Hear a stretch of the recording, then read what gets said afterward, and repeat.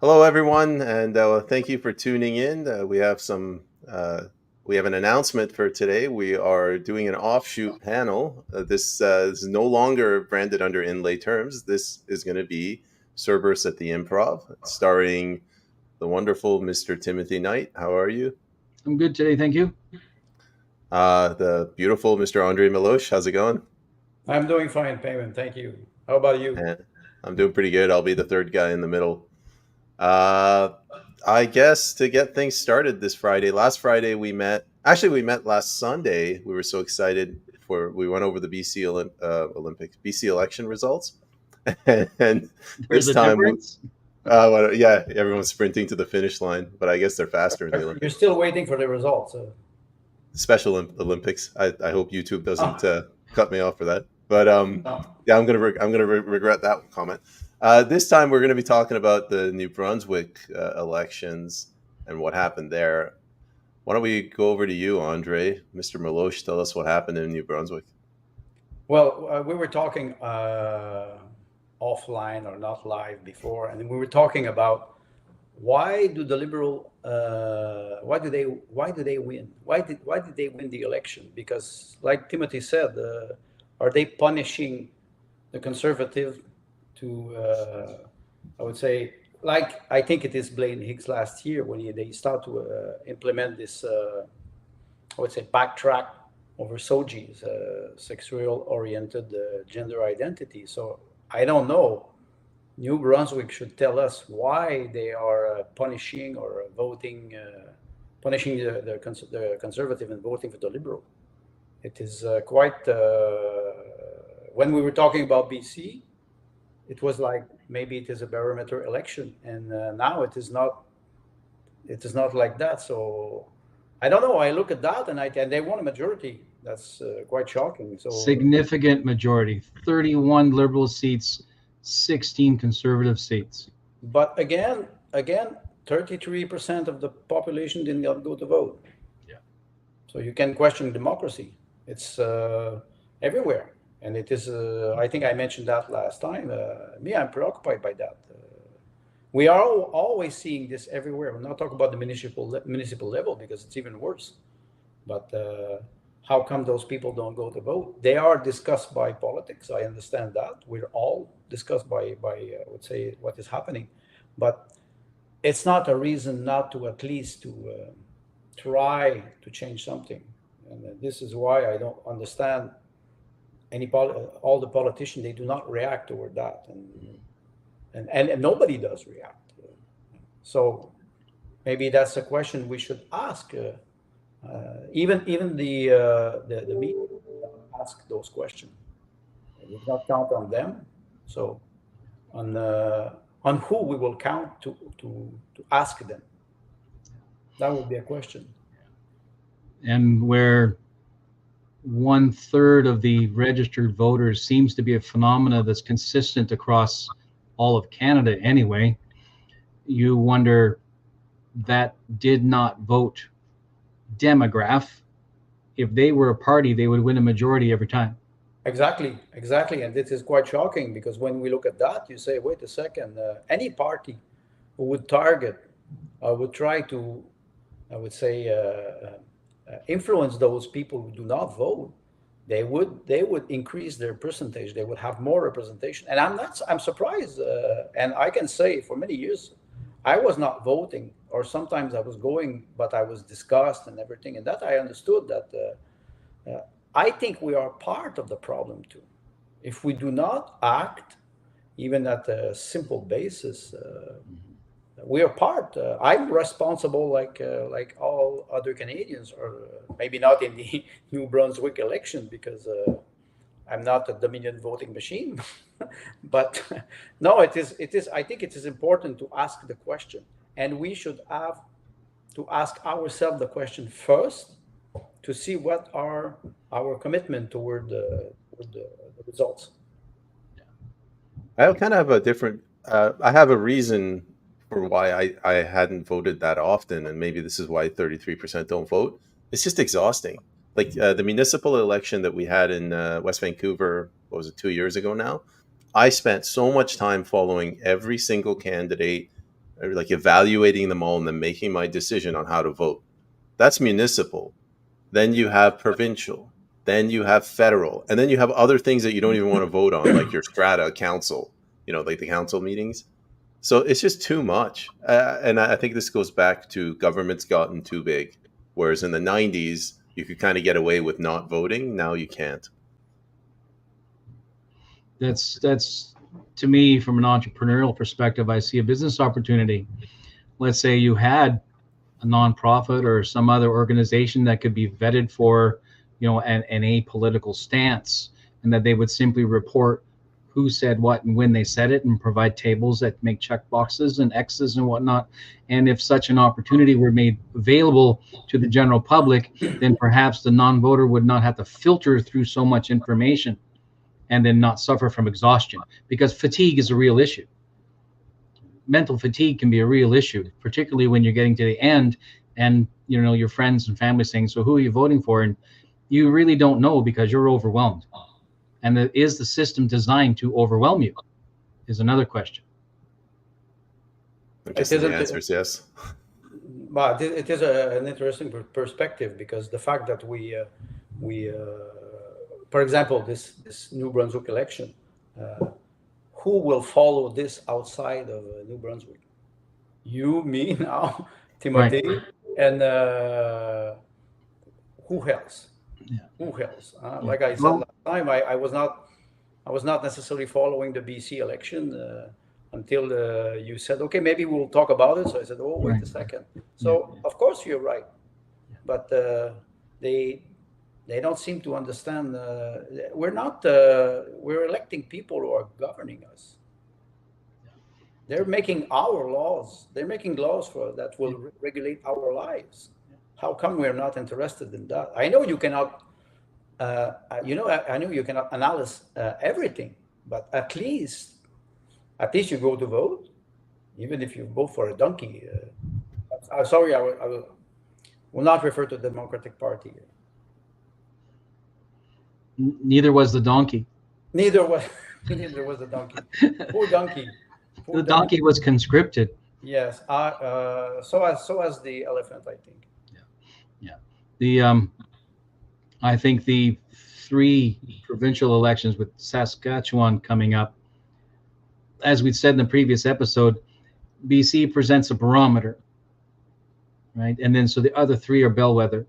And now that we see Maritimes, New Brunswick has swung liberal, does that influence the people of Saskatchewan? Probably not, because like you said, regionalism is a natural divide. Regionalism is a natural divide. So we look at these 3 and we ask ourselves, does anybody in BC care about what's happening in New Brunswick or Saskatchewan, and vice versa? Can be rest assured that there are organizations and layers of government who are absolutely paying attention. And the federal government parliament has to pay attention to what's happening at the provincial level, because that's where the first ministers come from. An example is with New Brunswick directly, where the Conservatives were campaigning against the Liberals, painting the Liberal Party as supporters of Trudeau and his policies, and Trudeau has become increasingly unpopular in the Maritimes, whereas the Liberal leader for the New Brunswick was saying, no, we're not, we're different, we're different Liberals, we're more fundamental Liberals, etc. And then she's elected, New Brunswick elects the Liberal Party, and the day after the election, the Prime Minister's office issues a newswire congratulating the New Brunswick Liberal leader on a campaign well run and a victory well earned, and so glad to have you on board with shared vision and a shared approach to politics, and totally, whether she wanted it or not, pulls her into his red, right? Pulls her into his scope and his agent is what he wants to do. And there's no escaping that for her, right? So this, who else pays mind to these things? And I mean, the 3 of us are, and others across the country on similar shows are also. We talk about them to let people know, number one, you're not alone, and number two, you're not alone. So there's a you need to be mindful of your neighbor. You need to. Yes, but when the neighbor is 5,000 kilometers far from you, maybe you will be a little bit less concerned. Well, in the internet age, 5,000 kilometers no longer separates ideologically similar minds. Except if you are a power failure. We'll go back to energy. What do you think, Peyman, about, do you think British Columbian people pay attention to the election in New Brunswick? I know in Quebec, nobody paid attention to that. And I'm still surprised because you have the Acadian community and it is French community. So, but nobody here practically will, they will not comment. You don't even see this on the, I would say, Newswire anywhere practically. Radio Canada in French, they will publish something, and after that, the next day, everybody forgot about it.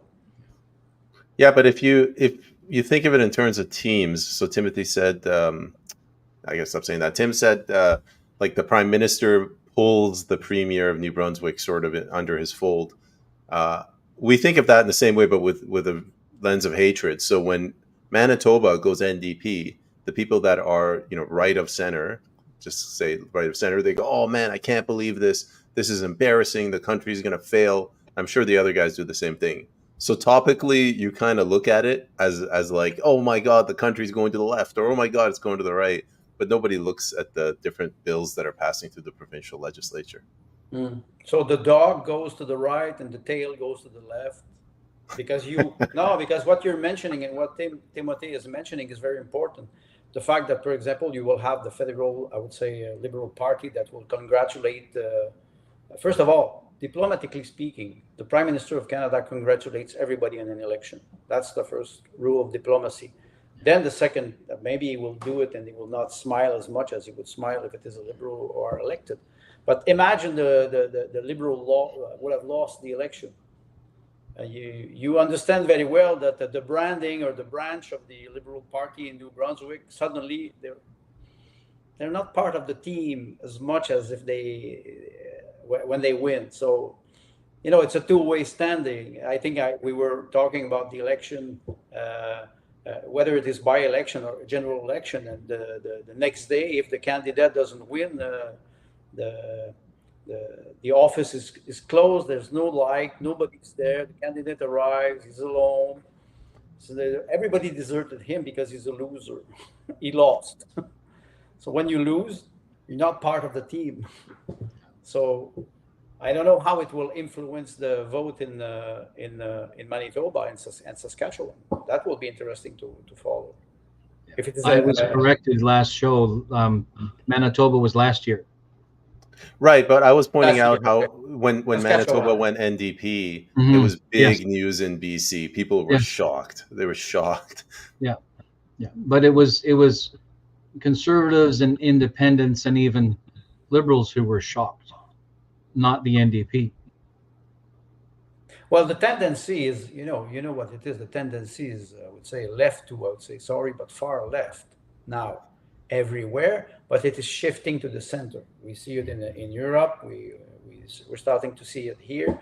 We will not talk about Trump. Trump will, I would say, wash Kamala Harris very easily, unless they cheat. So the tendency is there. How it will affect all the other elections, I don't know. But my concern would be, again, I would say the extremist policies like Soji. We see it, and we saw what happened in the maritime with the foreign temporary worker. So one day we have to fix those problems, and you cannot fix them. You cannot fix them provincially, even if province have a way on immigration. This is a federal topic, and that's why Trudeau is trying to backtrack because it's either it will be a coup against him in the palace, or when he got out of the I would say the caucus meeting, he was dancing practically, and it was like, that's our prime minister. I thought he was in the gay parade. No, but it is, you arrive and he's challenged by other members of the parliament in his party. He's challenged by some minister, and he gets out, and suddenly they're all loyal to the leader. How?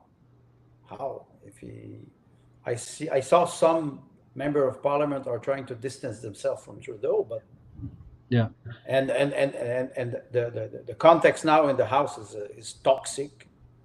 Everybody is accusing everybody of treason, and it's like, who will fall first? It's like a Royal Rumble.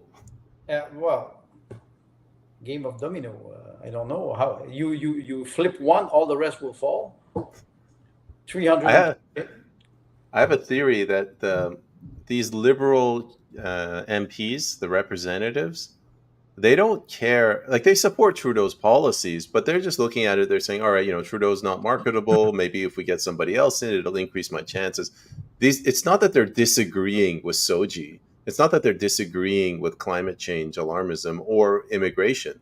They're just saying, immigration is different. They're just saying, with Trudeau, my chances of getting back in are lower. That's all they care about. Full stop. Exactly.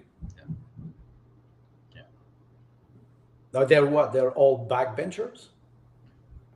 Well, the guy in my writing is, yeah. So they don't have free speech. Do we have free speech in Canada? You're supposed, first of all, democracy, it's what? It is a democracy, it is a democratic or representative monarchy in Canada.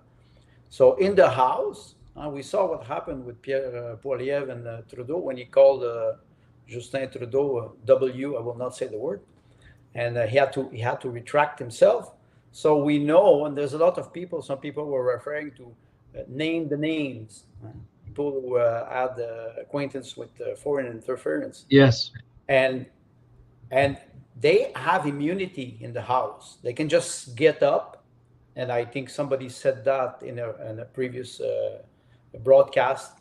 He said, so any member of parliament can get up and just name the name and sit down. Yes. And that's what Canadian wants. They want to know who interfered with the political process. They want to, whether it is conservative or liberal or NDP, it's not important. So, and they have immunity. And there's a lot of members of parliament who will say, dare to say the same thing outside of those doors. So they have this immunity and they can do it. Why they're not using it?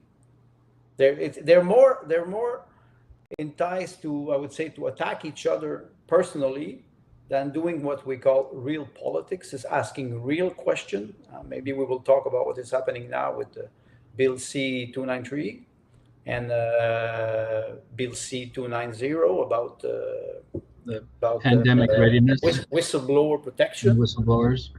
Maybe why they're not discussing about this publicly, because all the sessions are recorded. When you look at that, you say, after 15-20 minutes gets very boring, because do they really debate on ideas? The answer for me is no. So where's the democracy? Where's the free speech? I'll just add something really quick. Yes, they do have immunity, but I have a feeling that they're worried that the government, the executive, is going to go after them with lawfare. Sure, in 5 years, like $2 million later, they might be found innocent. But maybe that's what they're afraid of. Well, I don't know, but we've all seen Retribution. We've seen the effects of Retribution. I mean, look at the Freedom Convoy. Look at Coots, right? Look at despite FinTrack saying there's no external financial interference, the federal government decides to do it anyway. There is. You have anyway. The Liberal Party of Trudeau has so many scandals. I think he's talking about the trucker convoy, not the Liberals, right? The trucker convoy with You said there's no foreign interference. So you're talking about the trucker convoy or the no? MPs? FinTrack said there was no foreign interference with the trucker convoy from the donation side. So FinTrack directly told the Liberal government there is no foreign interference, and despite being told that, Freeland decided to swing the hammer and started freezing bank accounts of regular citizens. So that's another angle, foreign interference. Yeah. When we look at the Freedom Convoy, the I would say the level of sympathy for those people was incredible. This is a moment in history. And I was talking to somebody this week and we were discussing about Terry Fox, You're right. the hockey World Series, the hockey World Tournament between Yes. Canada and Russia in 1972. 72. Those are key, I would say, events in Canadian history. There's a lot of other events, but I would say modern or contemporary events. And the Freedom Convoy, for me, gave me a boost. I would say patriotism. Why? It was incredible. For the first time in my life, I felt that I was truly a Canadian, Yeah. and that was incredible. What happened from coast to coast? It was incredible, and I see that Canada wants that sovereignty back. I think Canadians, they want that sovereignty back, but their members of parliament are not doing the job, whether it is provincial or federal. I find the primary weakness of the party system is the party, because people will campaign on vote for me, I am your representative, I live here, I know the issues, I am well attuned to your needs, I am your good voice. And then they step into the hallowed halls of, the town hall or the legislature, or into the House of Commons, and suddenly they're told, you represent the party's needs, and if you will do what the party tells you to do, and the party is the weakest link. I'm not recommending 343 independent representatives, because that's chaotic, right? But a party who says to its representatives, you were hired by your constituents, you represent them first, mindful of the party's policies, mindful of the party's direction, because those who voted for you also voted for that banner, and those policies. The Well, this is how we end up with the uniparty today, right? They have all effectively. What's an example? The Conservative Party voted unanimously for Bill C4, and yet finding a conservative supporter out in the community who will accept that and acknowledge that, it's very hard to find someone who will. And there's this disconnect, right? The cognitive dissonance, where the voter who voted for a particular representative who represents a particular party chooses to ignore what the party has done in the House of Commons. What about me? I have a question maybe for Peyman and you, Timothy, because like I said, we live in a democratic system where we vote one time. It is one vote, and we elected members of parliament. And what if we would have proportional voting, or a second round of voting like in Europe? Do you think it would improve the representation? Because now we follow, I would say, we follow the British system. I don't say it will work, because we see sometimes we saw in many places in Europe, coalitions, they can be toxic too. And we saw the coalition, I would say the official, non-official coalition between the Liberal and the NDP for what, 4 years practically now, because they signed an agreement that they would not defeat them with a non-confidence vote. So you think it would improve the system? If I can take that one first, I think that it's missing the point. Like, the problem is that we have low information voters. The problem is that we haven't educated ourselves. We're just not very smart Canadians. Like, our education system has failed us. So even if you fix the election system, I look at it as a cancer or as a virus. These political parties, they'll find some way to mutate, and they'll find some way to abuse the system. we need to reinforce core values. Like, what's the purpose of government? Is it to I don't know, keep us safe, or is it to protect our rights? Well, according to now the New Brunswick election, it will be the Liberal that will form the government. Will they, I would say, deflate or decrease the bureaucracy? Because we see it everywhere. Yesterday, the ministry of one of the ministry of the cabinet of François Legault in Quebec said that they will stop hiring people for the government because they say, oh, we have enough now. We have enough. It's you see, the labor is under the government payroll, and now they're stopping. They said that they would have a moratorium on hiring new worker for the government. Do you think the Liberal will stop to do this in New Brunswick? I doubt that. I doubt that. Like you say, reduce the size of the government bureaucracy, and I don't know. I'm pretty sure they will not do that. They will continue to spend money. They will continue, I would say, to print money and increase either the debt, the deficit, and there's no leverage anymore practically. So what is the do they have a program? Did they have a program, the Liberal in New Brunswick? On what program did they make their campaign? Because I saw Blaine Higgs last year when he started to, I would say, to regulate the SOGI Yes. ideology. Mm-hmm. A lot of people were relieved because they were saying, wait a second, the parents will, it was not that hard. He was just saying the parents have the right to be informed if their Yes. children, I'm sorry to say, want to identify as Mm-hmm. a male or as a female. And he said, no, we will not permit that it will be kept confidential. So it was not that, I would say, liberal, quote unquote. And these indoctrination policies, because there's no way these are curriculum. They are, but there's no way they should be accepted as curriculum.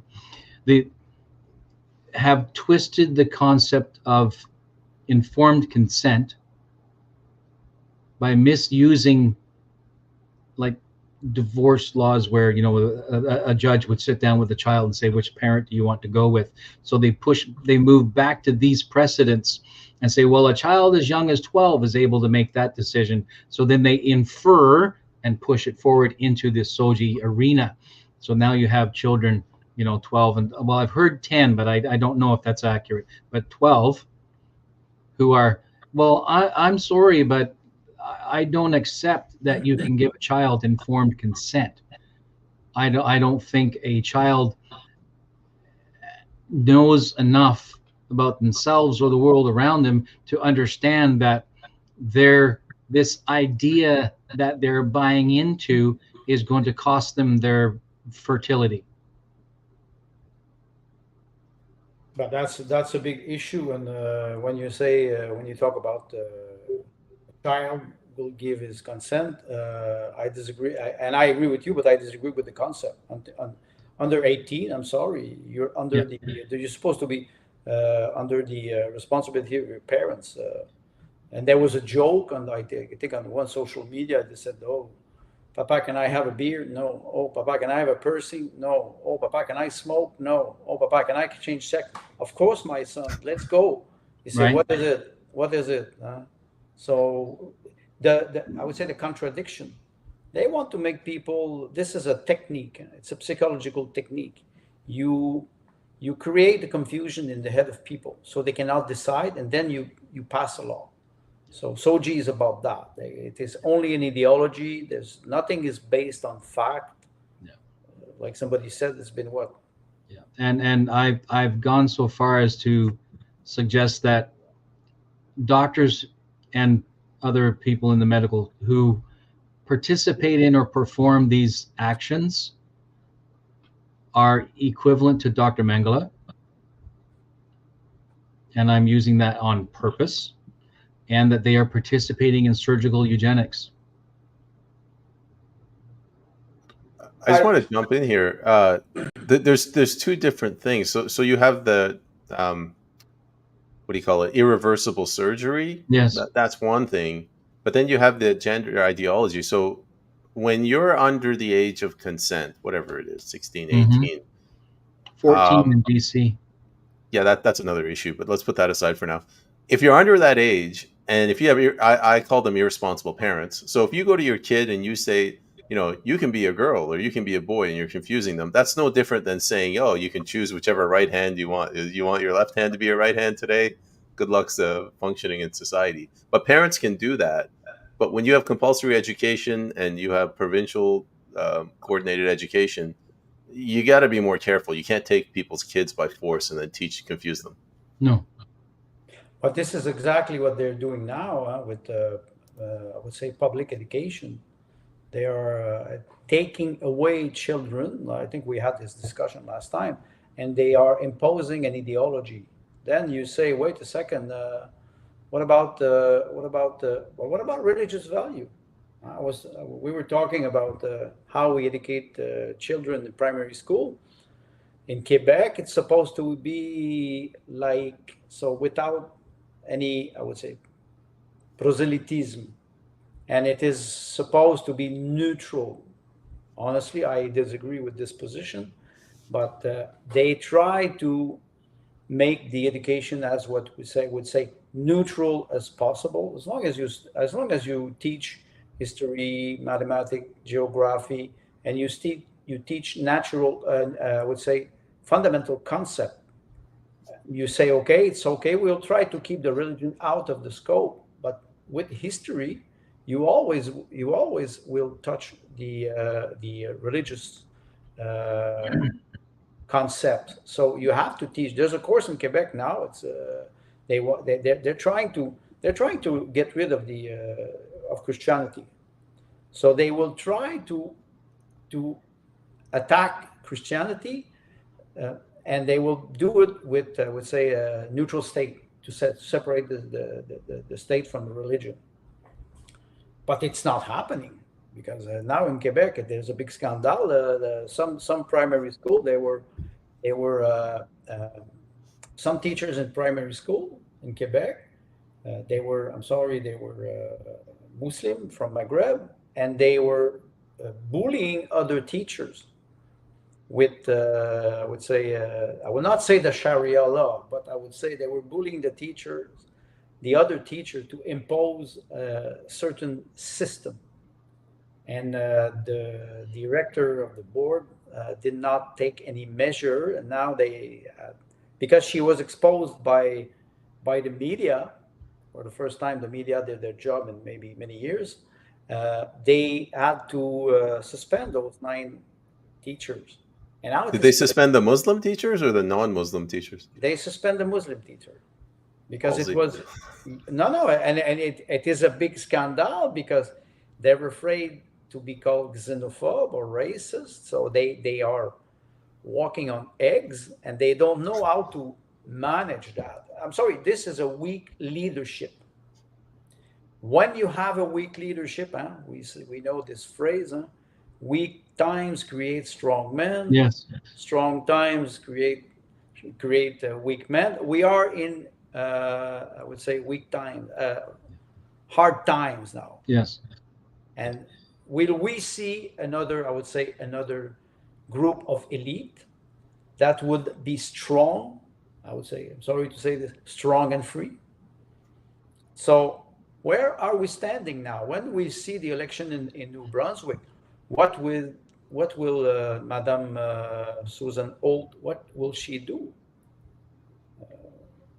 It's for me. I have an idea. I have an opinion about this, but I'm sure that this opinion will not be shared by many people because it will not be considered a progressive opinion toward the fact that if you have weak people in the House or in the Parliament, they have more.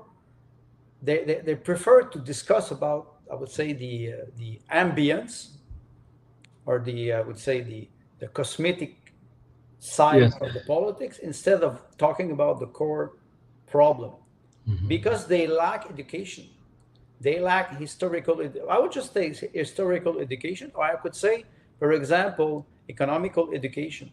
You have a woman who is Ministry of Finance, and come on, it is not serious. It is not serious.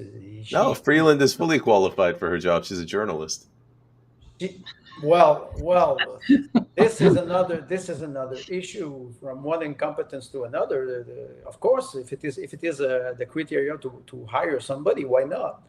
Why not? So we are in a society where we punish competence and we reward mediocrity. How can we get out of that? I think we have to start by ourselves first. Where do we stand morally, each and every one of us? And where we stand morally, it means we have to go and have debate on religious value. I would say, what is the meaning of democracy? What does that mean to be a liberal? Arnold says we have to rely on our Judeo-Christian values. Well, you can read the Constitution, and the first phrase in the Constitution of Canada is you believe in God. God is. So I have to agree with him. If you don't like that, change the Constitution. That's right. And I can say good luck, especially in Canada. So it will be nobody. They always go there, and especially when you have a conflict between I would say, Quebec and the federal government and other provinces about constitutional values. We do not want to reopen the Constitution because we do not want to have internal conflict. We are in an internal conflict now. Well, let's go to Tim. There's a lot in there. I don't know. Pick up on some thread, Tim, and roll with it. Were you paying attention? My eyes glazed over. I kept thinking about the Reformation, and then I kept thinking about the Protestant movement, and then all of a sudden my brain is over wondering if Nikita Khrushchev is paying attention. The idea of moving from incompetency to incompetency is exactly what we're experiencing. Anytime, and I mean anytime, when a prime minister shuffles his cabinet, he is experiencing incompetency. And having only what's left of 4 years to fix it, uses broken cards to reshuffle his deck. And this is what we are experiencing. And you look at this in the Ukraine during the the Russian occupancy. You look at it and exactly how dangerous that was, and what it the trouble that it caused. They had an entire agriculture industry that was so completely full of concepts that simply could not be executed. And then they went and found a way to execute them, but it cost lives. Hundreds of thousands of lives. And that was the middle managers and the men on the ground making these policies happen that sold their souls to make it happen. So these were career people, incompetent, probably, but certainly under pressure to execute these outrageous plans. And we're moving into that now. The idea that we have a federal government that literally thinks the parent does not have any legal authority to raise their own child turns the parent into a taxable incubator. Bumper sticker. Right.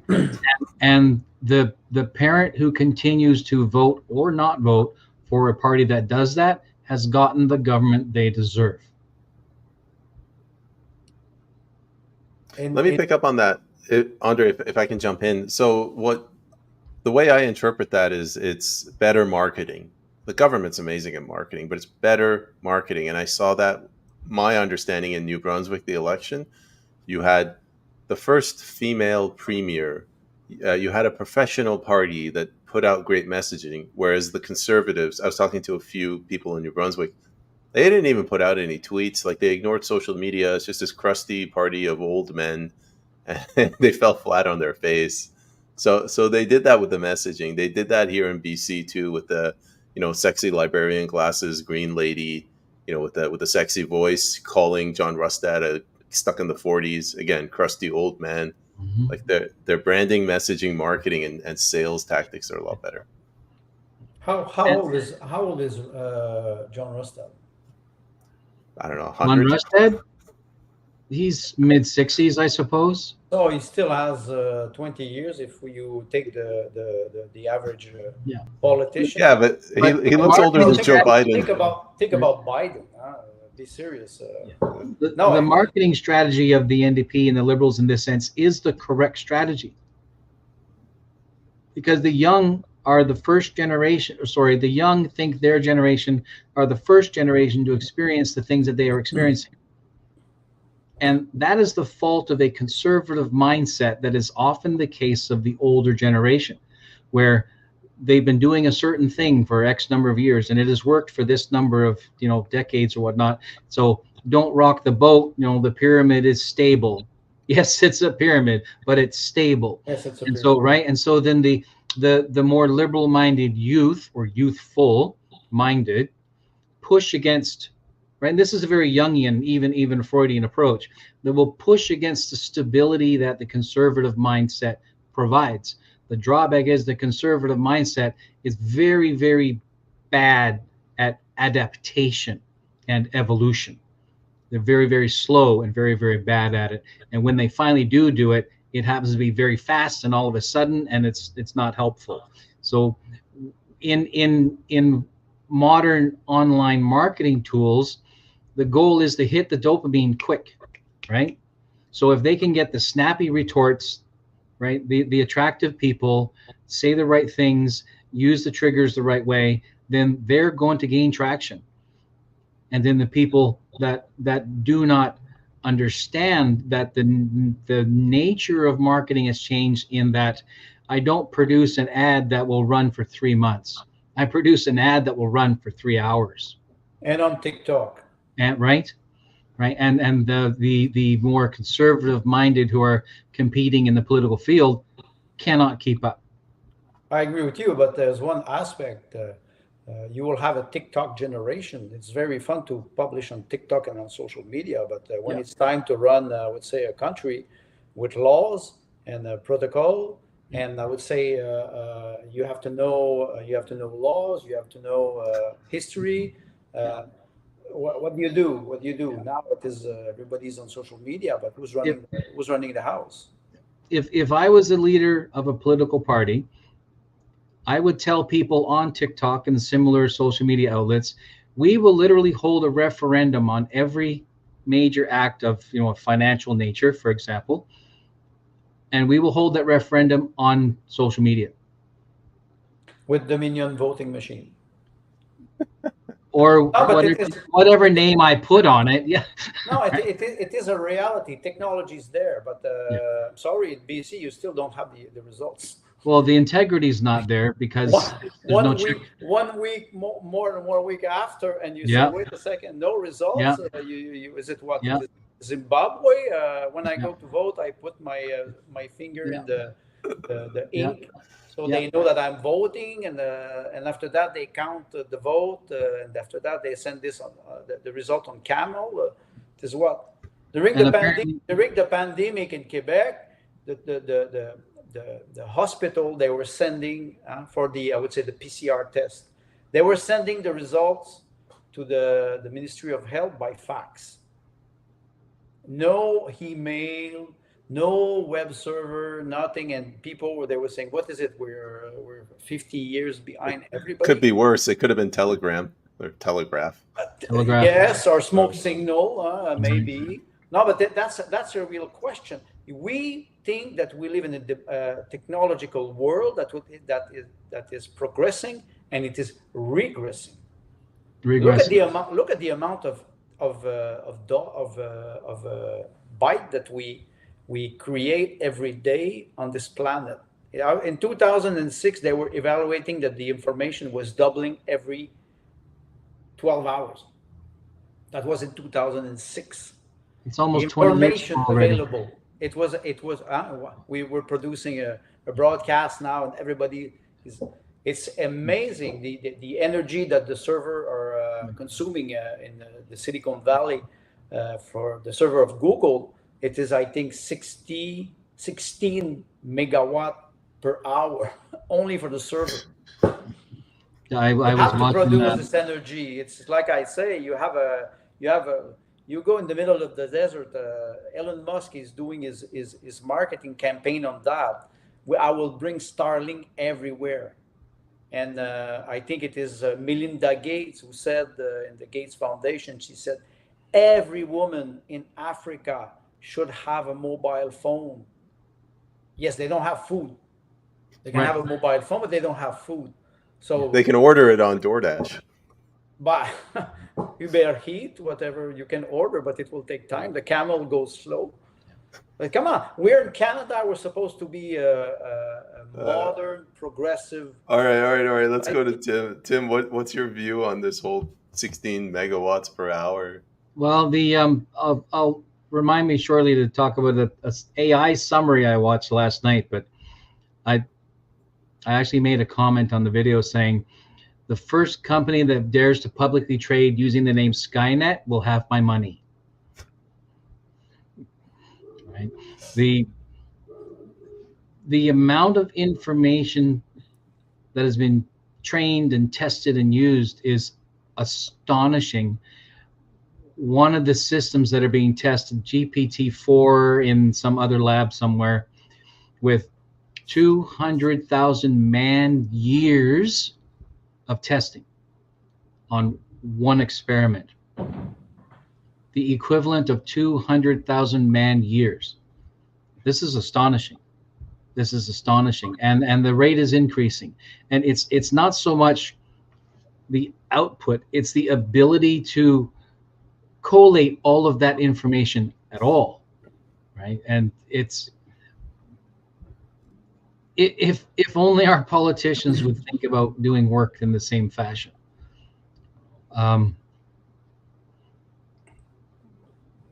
If our bourgeois lifestyle and our attitude of largesse continues to progress, then the idea of large language modules, because I don't use the term artificial intelligence, but large language machines and modules like this, that we can bring them in to help you, do artwork or do music. Music is extraordinarily complex, and they're able to begin to do this.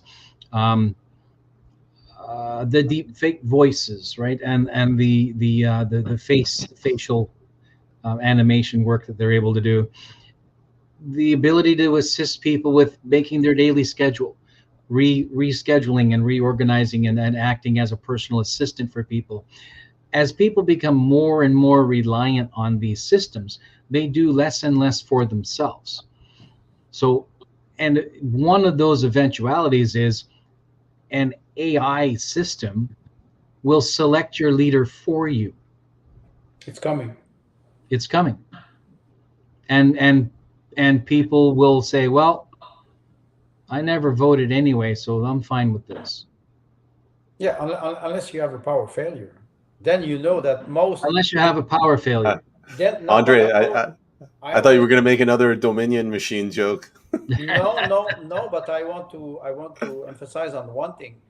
Great painters. Yes. Picasso, Rembrandt, Leonardo da Vinci, whoever you choose. They paint and they keep their sketches. And you see, the Mona Lisa, they keep their sketches. Their sketches are more important than the results because, first of all, they were paid by Mécène. They had a contract. Most of them, they were supported by Mécène. And they paint something extraordinary. But they have sketches, and they keep their sketches. So what do you do if you if you erase the cloud? Where are the sketches? The progress, the work in progress will develop knowledge for people. Now, today, they all have everything. So it's quite easy. But there's a funny anecdote that my wife told me yesterday. It's a grandfather. He goes to see, he's with his grandson. Grandson's 16 years old. He has the new iPhone. And they arrive, and there's no signal nowhere. cannot call his girlfriend, whatever. And there's a phone booth with a phone and a round dialer, and he says you can call, it works. So he goes there, he try. It's not even touch tone, and he goes and he's, how do I do that? But he said, you have, if you, what's the number? 455. Okay, 4, you go down, you let go, and the little boy, the teenager says, you're that old, Grandpa? He didn't know how to. So we're losing what I would say knowledge in ergonomia. We're losing it for the profit or something completely different. We talk about AI, artificial intelligence. Okay, if we see it, we see it everywhere. We are dependent on technology now. But if something happens, what do we do? The government's supposed to I would say, I talk about national security, first of all. We're supposed to talk about borders. You're supposed to talk about sovereignty of the country, or even in a province, a prerogative of a province. How do we manage this technology? We don't now.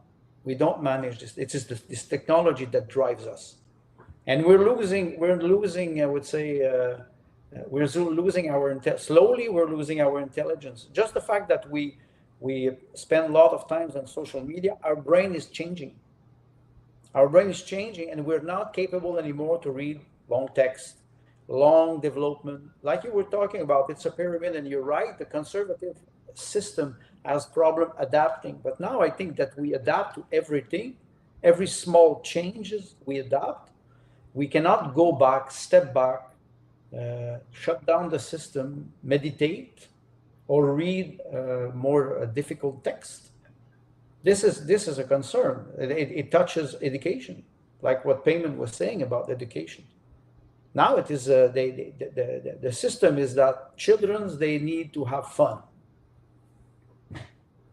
Well, children need to have fun because mom and dad are having their own trouble, right? It's They're busy. Not Gen X so much, because we still went outdoors and kicked around and played frisbee and slingshot and marbles and chased cars and stuff until the lights came on, and then we went home. But our children were latchkey kids, right? And then when VHS became a thing, of course, then you've got TVs raising children, right? And then desktop computers become a thing, and now you've got computers raising children.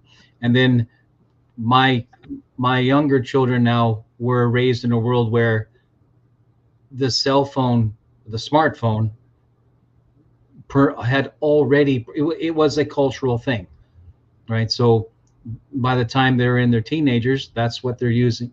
And children born now, 2 and 3 years old, they're on tablets, they're on cell phones. And so I agree that technology that does not serve humanity makes humanity serve the technology. But at the same time, I don't consider technology evil, quote unquote, because it is those who use it that have that along particular motivations, right? So if I understand the psychology of the consumer and how capitalists in the free market and advertisers were able to get immediate access into your own home, into your own hands, and using psychological tools to get that dopamine hit and to get you to buy. If I want you to be a repeat buyer, or I want you to come back to my website repeatedly, then I have to drip dopamine into your system. And so that psychology and that behavioral knowledge in corporations that could afford to do something like that on a large scale, they started doing that. And the effect of doing that is I eventually train my buyer to behave in a particular, it's Pavlovian. It's Pavlov. It's Pavlovian. It's Pavlovian, right? So we have a couple of, and Gen X has experienced this itself. It's just, it was slower, and it was more more neighborhood, more through your schools and through your bowling league or through your hockey league or through your church or whatnot. And so whoever controls the means of entertainment and the means of infotainment, that's a lot of smartphone technologies are using infotainment. These apps are supposed to inform you, but you also finding them educating you, or sorry, entertaining you. And so you end up with a user base that is trained to purchase. But that's controlling the impulse of people. And you talk about I would talk about the barrier between the private life or the intimate life and the public life or the working life. Now the barriers are gone, and we see it. What are the psychological effect on people who cannot, let's say, disconnect themselves at 6 o'clock when they go home? They have to take care of their children. Oh, the boss calls. You receive an email, you receive a message text. You have to answer. Oh, there's a video conference at 7 o'clock at night. Nobody. And some people, they sleep with their mobile phone. Right. So where's the barrier? Where's the barrier? Psychologically speaking, human man needs time to rest and a time to think. That's philosophy. That's well, it's natural philosophy, right? Exactly. So natural philosophy. When you make this disappear, people are struggling 24 hours a day. It's like the hamster in the wheel. He can never get out. It's even worse because he creates its own, I would say, its own jail. How do we? Because we have to make difference between stage of man. Children, they are not capable of taking, I would say, rational decision until they have enough education and culture to be able to take decision. And that's why we have what we call majority. Before that, you have the parents who take care of them. And then after that, it is the educational system. How can we make sure that we will not have, I would say, proselytism how can we make sure that it will be fundamental for all children? That should be the prerogative of a government. Would say, wait a second, the system is like that, and we decide on the values, and we teach them according to a normal development for children. It's not what we're seeing now. We see it, and I'm concerned about those provincial government, because whatever it is, New Brunswick, BC, whatever, Quebec, it is not important. They are supposed to implement the educational program, and it is not program, it is indoctrination. So it's indoctrination.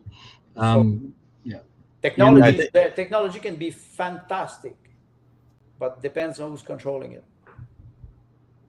I think we should just get government out of education. If you want to nationalize it, give credit to every parent. You could do a socialist redistribution of wealth, but let parents go find the school that best aligns with them. And if they want to have drag queen story hour, as long as nobody's molesting the children, good luck. Good luck, man. If that's a parent you want to be, great. Go to the National Academy for Drag Queen Story Hour. And we have criminal law to manage that. Exactly. Now we have them, but there's a lot of lobbies who are pushing for, I would say, for example, pedophilia. They're talking about sexual preferences. Well, they're doing it. Where do we stand now? They're doing it from both ends, though. We're pushing the boundaries every day now. There's no morale anymore. It's disappearing very rapidly. Everybody's affected by that. This is a serious question. Do you think that politicians will talk about this, philosophically speaking, or I would say socially speaking? No. That's a taboo. Freud was talking about this. The taboo of ancient society or a primitive society is incest. This is a taboo. But I wrote that they're breaking taboos, but they're re-implementing other taboos, like sexual-oriented gender identity. This is an ideology. So then, what is a potential cultural outcome of raising a child who considers their their gender identity, or the recreation and or reproduction capacity. What does it look like culturally when these things that were considered, for lack of a better word, sacred, or let's say exclusive, or allocated to particular rooms in our social neighborhoods or our social lives, you end up with I just forgot the name, just left me. Brave New World. Yes, Right, where in the early sections of the book, there's a young woman who is feeling an attraction to a particular man, and she's basically told, well, you don't want to be like that. You need to spread yourself around. You need to have experience, and no one's going to want you if you just pick one. And so the reverse happens, because when I was a kid in the 80s, if you had more than one partner, or if this was known, you were basically carried the letter A, right? And so there is a reversal of this. What does that do to someone psychologically when something that is supposed to be sacred, not necessarily the right term for a secular audience, but exclusive, because of the extraordinary amount of bonding that happens, in that kind of scenario, right? What happens when you take a generation of children who that's all they know? That's exactly, right. They will not so know. Right. So if a culturally acceptable public sexual behavior, right, or if it's no longer behind in closed doors, so to speak, is now publicly acknowledged, and what you feel like doing, feel free to do, and it's encouraged that people behave this way, what does that do to the nature of the culture? Well, you saw. Did they change the criminal code? You saw I think it was in Toronto. This I would say pride parade, and all the men were nude. Did they change the criminal code in Canada? I don't think so. No, they just ignore it. They just ignored it. And when you talk about something that is sacred, and me, I go more further than that, and I will talk about the taboo, because the taboo, let's say we live in a liberal society, and you say we have free trade. The two entities who are trading together, they need, I would say, they need the same level, the same strength. If one is bigger than the other, he will eat the other one.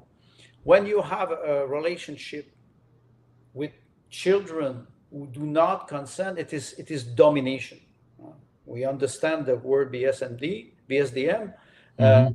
Why I refer to that? It is because the child is vulnerable until a certain age. And when after a certain age, when we consider him as a society as adult, he can do what he wants between boundaries, but he can do what he wants. But under that, it is domination. An adult who will act like this in school, I would say, who would have act like this in school 40 years ago, he would have been suspended, fired, and maybe prosecuted. And today we are promoting this in school. So what happened to this society? How come we are promoting this? This is domination. I don't want to dominate people, and I don't want people to dominate me. What we say, strong and free. I want to be free to have my I would say responsibility and duty. Now it's not what some people, some teachers, they are taking advantage of children. This is, how do we define that? Change the criminal code. We will see after that how they will react. It is not happening now. That's why in the election in New Brunswick, I want to see what they will do. Really, pragmatically, what they will do. Because if they continue to implement this, I hope that parents will fight back. Regarding New Brunswick, regardless of whatever the Liberal Party said during the election in promises or policy, None of it will matter because Trudeau has stepped in and swooped them in under his wing publicly. And he will remind them behind closed doors, if you want your transfer payments, you will play ball. So And we they go, will play ball. so you go back to, again, the lobby, but it is interior lobby, and you talk about transfer payment. That would be another issue because we know how this system works now. Yeah. Yeah. Transfer payments is the carrot and the stick. You know, I'd like to make a note how this is attached to what Gary said in the comments.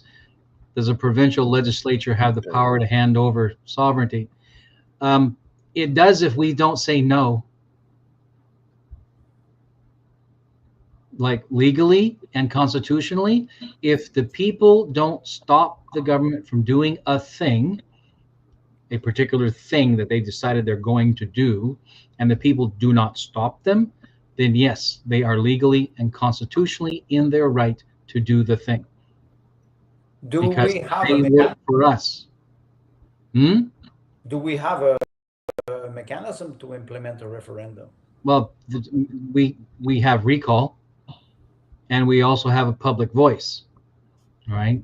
So Yes, but things, for example, us sitting here is an example of us telling the people, you do have the ability, you are capable, you have a voice, right? And we are doing that ourselves.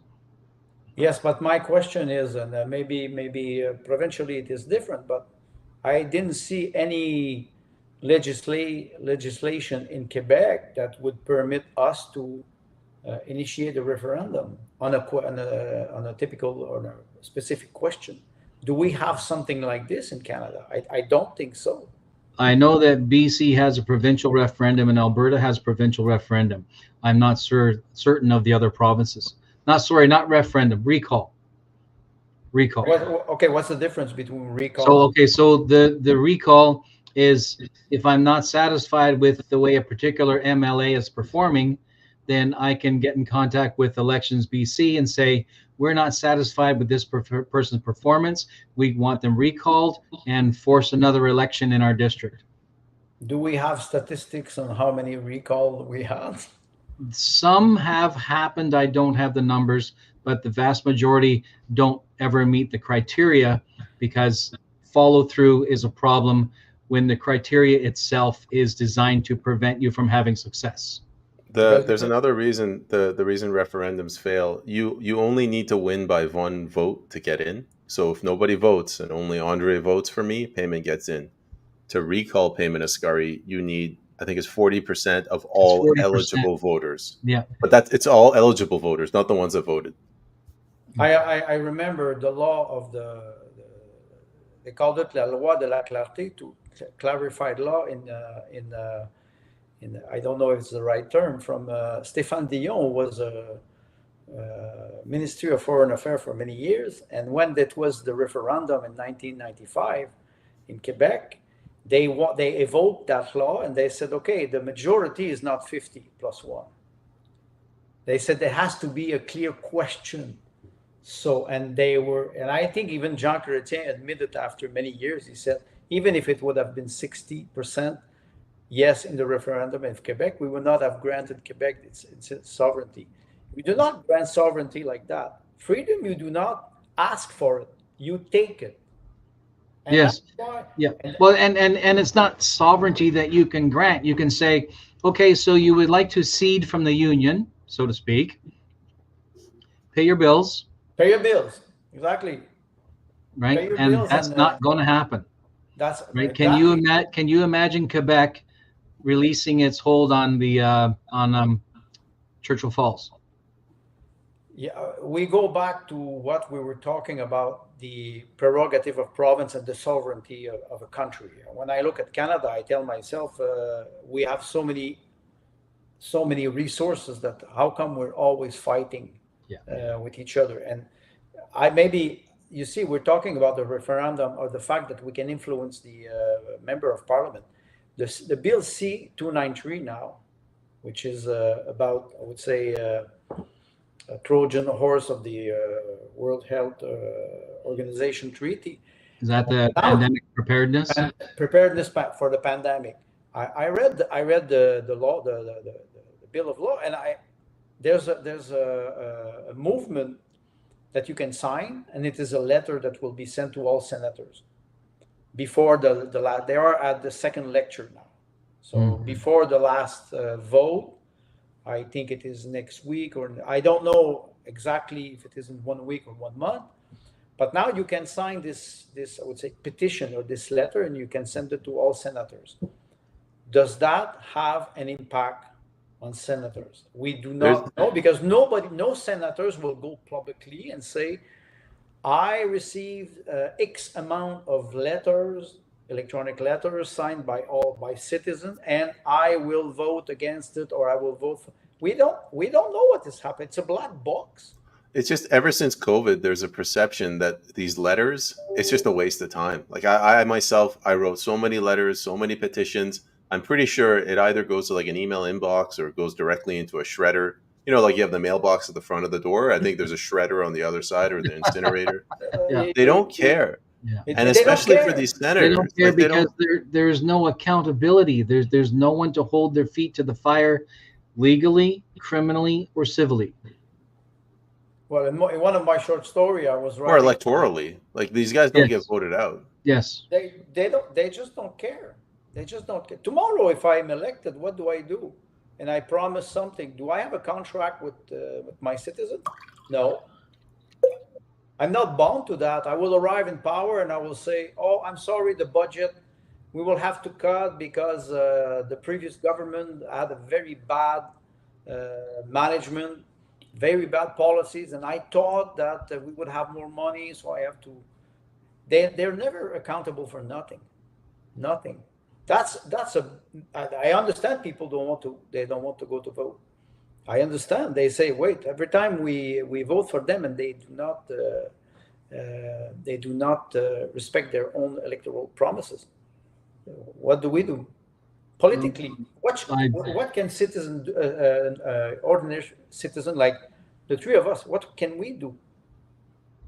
We try to do a political action now by discussing about this, but pragmatically, we can use social media, our contact, our family, our colleagues. But what is the leverage that we have? I don't see a lot of that. I think pragmatically, we're at a place where Martin Luther King gives guidance on that. The I Have a Dream guy, or the Martin Luther guy? The I Have a Dream guy, right? Regarding civil action. Well, there was a second Martin Luther King 2.0 with Obama. We saw what he did. Right. No, but you're right. What is the What? Sorry, Tim. What was Martin Luther King's advice in this situation? Well, I'm calling it civil action, but he called it civil disobedience, right? Whereas people were the sit-ins, and sit-ins were disruptive enough at the local level that police were making a spectacle without meaning to, but they didn't have a whole lot of options, because you're forcing the hand of local authorities to act on peaceful citizens. We saw what happened with the trucking in Hollywood. Yes. We saw and how they treat the peaceful. Yes. And during the civil rights movement, they knew it and did it anyway, and they had success at a high price, but they had success. The Freedom Convoy had a lot of success. Yes, it did. I'm referring to the civil rights movement in the 60s and the 70s, right? They did have a lot of success, but it came at a very high price. Yeah, no, I knew you were referring to that. Yeah. You're right. You're right. But you see, this, it means it can work, but yes, you have to be ready to pay the price. Yeah. Tamara Lynch, she paid the price, and the three men who were put in jail for 3 years without trial, practically. Coots. Yes. And Coots, they paid the price. They paid the price with their freedom. But like the price is exceedingly high, and like look at what they're doing to Randy Hillier, the Coots boys, a lot of the people associated with the convoy. Mayor Jeff Colvin of Chestermere, he's being sued even though he uncovered corruption, and people are paying with their money and their time. Yeah. Their life, their career. There's an Amish community I'm not There you certain go. where they are. That $800,000 in the Return to Canada app, the Arrive COVID Can? app, the Arrive Arrive Scan? Can, Arrive Can. $800,000 for not having the Arrive Can app on their phone when they're coming back Exactly. across. And the thing is, they're Amish. They don't have phones. They don't have So they phones. were fined for devices for not having an app on a device they don't own collectively. It's outlandish. But again, going to the same things I've said the previous two episodes, local action nationally. And that's really hard to organize, incredibly hard to organize. But local action nationally. And there are 4,400 municipalities in Canada. So we think of the big ones, and they were necessary. The convoy is a historical moment, and it will be recorded in history, Canada's history. The Coutts 4, that's a historical moment, and it will be recorded in history. Maxime Bernier, during his arrest in Manitoba, do you have any weapons on you? Only my words. Brilliant. That's going to be historical. That will be recorded. So these moments matter. They're the big moments. There are tens of thousands of small moments that matter but were never recorded. Or you have a single mom in Chilliwack, British Columbia, and she's a server at a local restaurant or something, and her bank account was frozen, and she's a mother, a single mother, and her bank account was frozen because she donated money to the convoy. There are tens of thousands of people like that. You know, the people who spent time on the bridges, you know, showing solidarity with the action going on in Ottawa and stuff.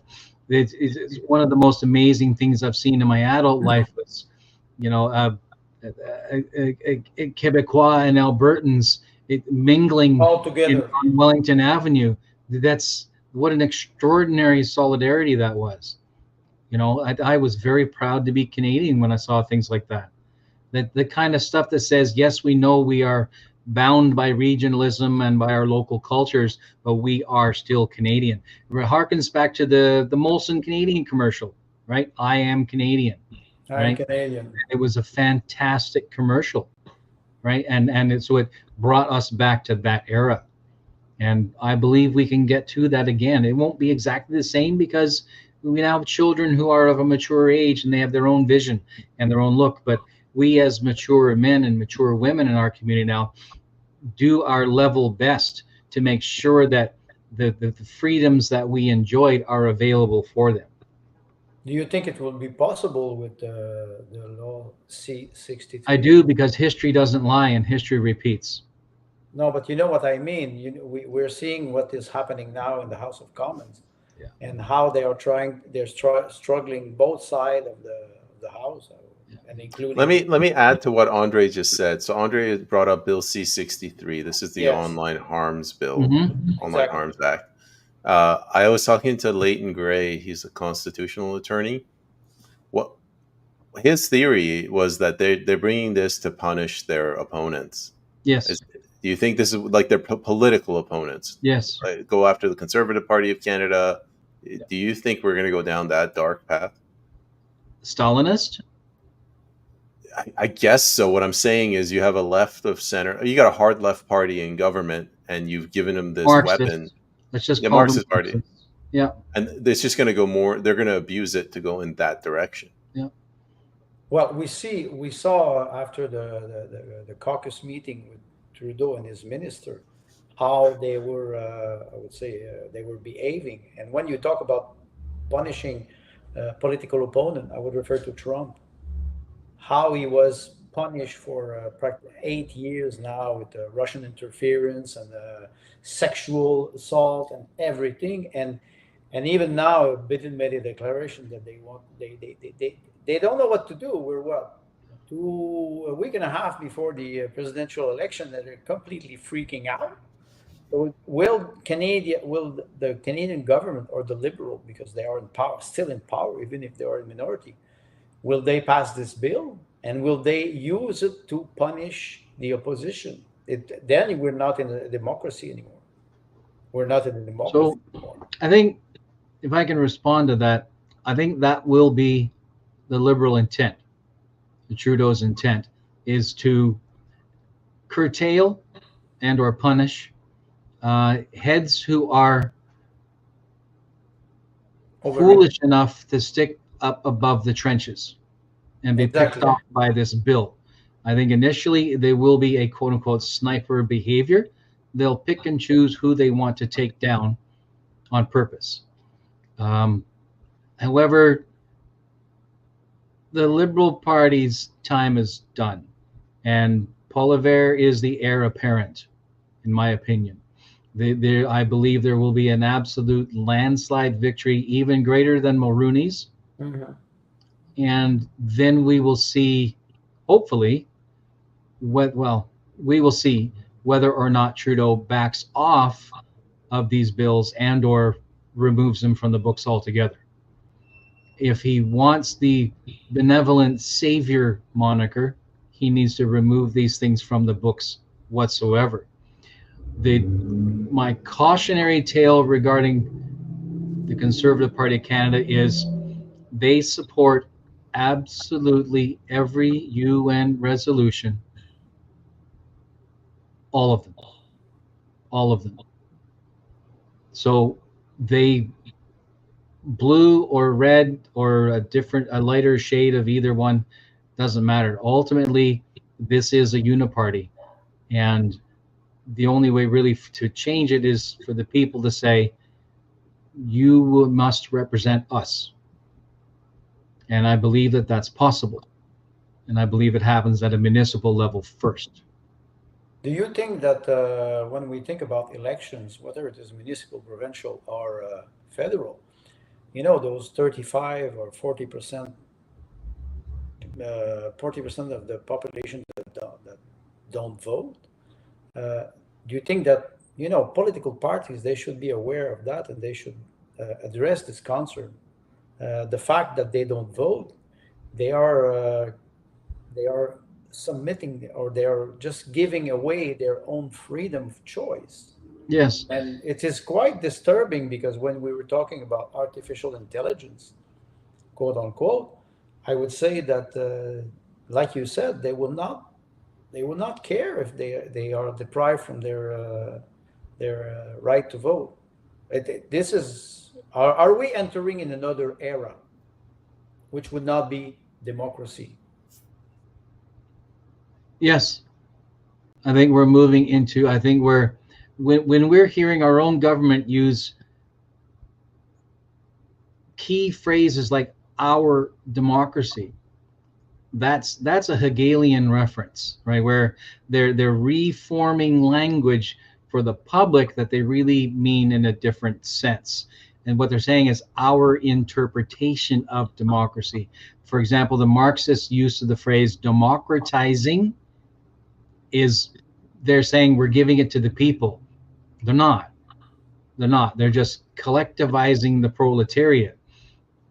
That's all they're doing. And in collectivizing the proletariat, they're painting themselves as the benevolent father, and only to centralize control. And when I've already have a system in place that allows me to snipe dissidents using lawfare, the average citizen is going to keep his head down. And this is it's similar to the dynastic changes in historical China, where when a dynasty was in change and hundreds of thousands of people were being, killed in the switchover, most citizens said, keep my head down, keep my mouth shut, and in a generation or two it will pass over. But I think with the system that we have and what is at risk, it is imperative that we stand up and speak, and that we do it collectively. I was heartened to see so many independent candidates in BC. Good, because it identifies, like, whether or not they perform well is immaterial. The fact is, it means that the democratic spirit in the population still exists. right? That freedom still exists. That the concepts of individual voices having value, that still exists. And I think we are fully capable of turning this around. We have to act at a local level. And if all that means is volunteering, then that's a good way to start. All right, guys, we're getting to the 90-minute mark. Mr. Meloche, do you want to get the final words? Well, I do agree with Timothy. It starts locally, but you see, we're doing Cerberus at Improv. Now it is interesting. We express ideas, and there's a lot of people who will just, I'm sorry to say this, but they will watch TV. They will watch entertainment. Don't forget that what we're doing is also a show. It is a show. We discuss with each other about many topics, and if people are more interested in the next Netflix movie, where can we touch them? That would be, I think, the main goal. It's to make them think, to make them understand that they have the power. Timothy is right. They have the power. I think they're not aware of it. And I think that's maybe the message that we should tell them. Take back the power that belongs to you individually, and after that, collectively. That could be, let's say, a good campaign message. So I'll just add to that. We're going to make this panel a regular occurrence. That's Cerberus at the Improv. If you, the audience, wants to get involved, if there's anything in particular you want us to talk about, just drop it in the comments section and we'll review it and we'll incorporate it for next week's episode. I don't know, Mr. Knight, Mr. Meloche, thank you very much for attending. And Thank have you. a good weekend. And you. Have a nice weekend. Bye, everyone.